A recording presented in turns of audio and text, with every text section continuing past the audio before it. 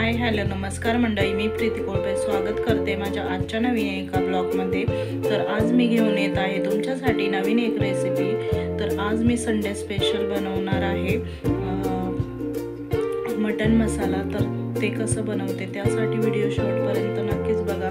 Like share आणि comment करायला विसरू नका। चॅनलला सबस्क्राईब केले नसेल तर लवकरात लवकर जाऊन चॅनलला सबस्क्राईब करा। चला तर मग आता व्हिडिओ कंटिन्यू करूयात आणि काय काय साहित्य लागणार आहे ते बघूयात।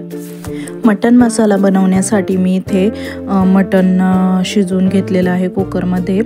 तर हळद, मीठ आणि धना पावडर टाकून शिजवून घेतलेला आहे आणि हा मसाला सर्व भाजून घेतलेला आहे।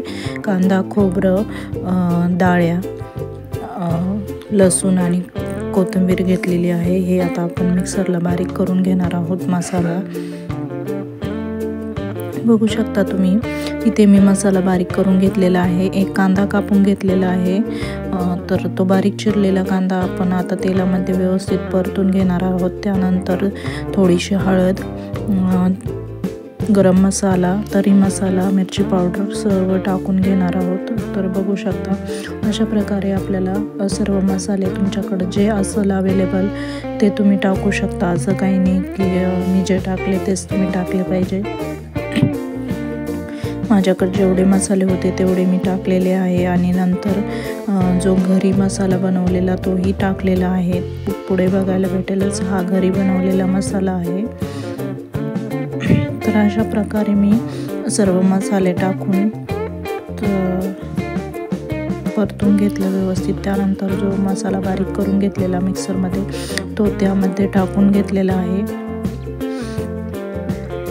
आणि तोही मस्त मिक्स करून घेतला। त्यानंतर म्हणजे आपण जे शिजवलेलं मटण आहे ते टाकून घेणार आहोत आणि मस्त शिजवून घेणार आहोत।